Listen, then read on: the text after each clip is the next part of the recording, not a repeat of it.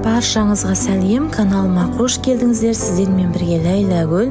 Бүгін біз сіздермен өте оңай және жеңіл дайындалатын кешкі асқа құрамына ет қосылмайтын осындай орама нан дайындайтын боламыз. Нанды өте жұмсақ және де ортасындағы слойкалары анық көрініп тұратын қамырды жаю әдісімен де бөлісетін боламын. Ең алдымен суымызға тұзымызды салып, ұнымызды алдын ала електен өткізіп аламыз.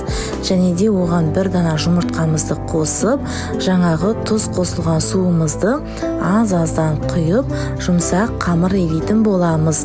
Барлық қажетті ингредиенттердің мөлшерін видеоның астындағы описание бөліміне жазып қалдырамын. Сол жерден қарап көрсеңіздер болады. Осылай суымыздың барлығын құйып болғаннан кейін біздің қамырымыз әлі де жабыспай тұрған секілді болып тұрады. Бірақ та артық су құймаймыз. Дәл осы қамырымызды өзіне осылай жақсылап, иінін қандырып илейтін боламыз. Мінекей біздің қамырымыз бірігіп келе жатыр. Осылай кем дегенде 15 минут көлемінде жақсылап илеп біріктіретін боламыз. Сонда бізде қолымызға жабыспайтын жұмсақ, әдемі қамыр шығатын болады. Дәл осылай иінін қандырып, жақсылап илейтін боламыз. Неғұрлым көбірек илесеңіздер, нан қамырларыңыздың иіні қанып, әдемі осындай жұмсақ қамыр болып шығатын болады. Енді осы қамырымыздың бетін жауып 15 минутқа тындырып қоятын боламыз. 15 минуттан кейін қайтадан бетін ашып, осылай екінші қайтара басып тындырып қоямыз. Біздің қамырымыз жақсы жайылу үшін жақсылап тынуы қажет. Енді салмасын дайындайтын боламыз. Салмасына осылай сарымсақ, жуа, картоп және де асқабақты алдым. Өзіңіздің қалауыңыз бойынша ет қоссаңыздар да болады. Барлық көкөністерімізді осылай 4 бұрыштап, ұсақтап, турап аламыз. Мінекей біз асқабағымызды осылай турап алдық. Теркадан өткізсеңіздер де болады. Енді асқабағымызды турап алғаннан кейін жаңағы тынып тұрған қамырымызды 4 бөлікке бөліп, әрқайсысын жақсылап илеп, тағда тындырып қоятын боламыз. Көріп тұрғандарыңыздай біздің қамырымыз өте тыңдағыш, жақсы иленіп жатыр. Ешқандай ұнды қоспаймыз. Дәл осылай 4 бөлікке бөліп, бетін жауып тындырып қоямыз. Енді келесі картопымызды және де жуамызды осылай 4 бұрыштап, ұсақтап, турап алатын боламыз. Достар, және де менің каналыма келген оқырмандарым, егер де сіздер әлі де менің каналыма тіркелмеген болсаңыздар, онда мені қолдап каналға тіркеле кетулеріңізді сұраймын.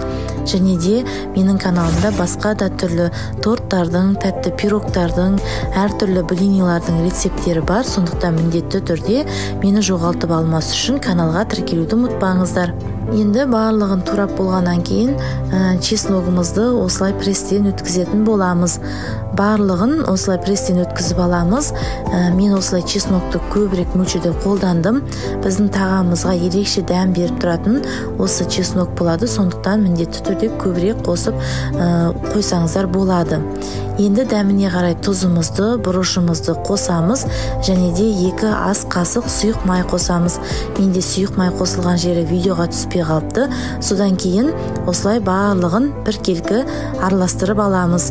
Енді мантаваркамыздың табасын осылай сұйық маймен майлап дайындап қоямыз. Енді қамырымызды жайып бастайтын боламыз. Бізде осылай қамырымыз жақсылап, иіні қанып, тынып тұр.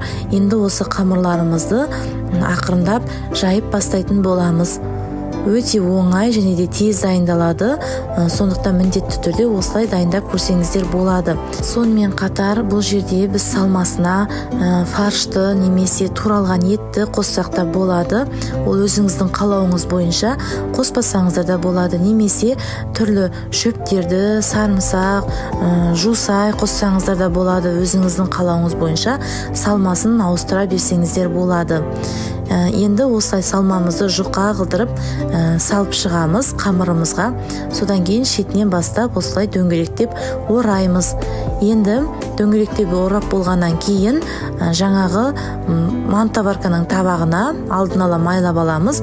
Осыған орналастырамыз. Біздің қамырымызды жайып жатқан кезде суымызды қайнатуға қойып қоямыз. Қайнап тұрған суға осылай мантоваркамызды қойып 40 минутта пісіріп аламыз. Біздің орама нанымыз пісті. Біздің орамамыздың піскен немесе піспегендігін қолымызбен су буында тұрған кезде ұстап көреміз. Егер де қолымыз әлі де жабысқақ болып тұратын болса, онда біздің тамағымыз әлі піскен жоқ деген сөз. Егер де қолымызбен ұстағанда қолымыз қамырға жабыспай тұратын болса, онда біздің тағамымыз пісті деген сөз. Сол кезде барып оттан өшіріп алатын боласыздар. Ортасы жабыспай осылай дара-дара қалпында ашық болып пісіп шығады. Сондықтан дәл осы рецеппен жасап көрсеңіздер болады.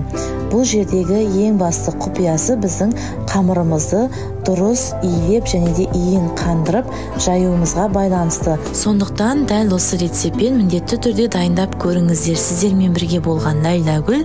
Баршаңызға рахмет. Ас болсын.